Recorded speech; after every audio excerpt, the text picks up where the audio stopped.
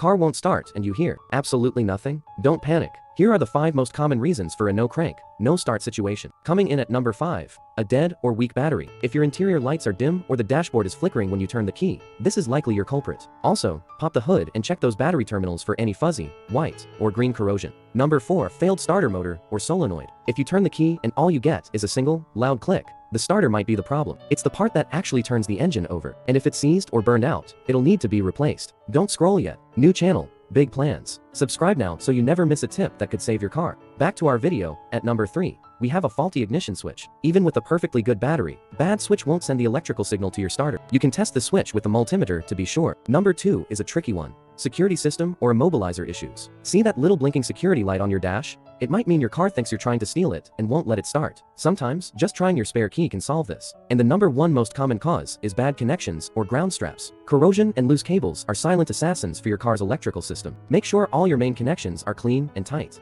Save this video for a rainy day. Drop your car troubles in the comments and subscribe for more quick tips.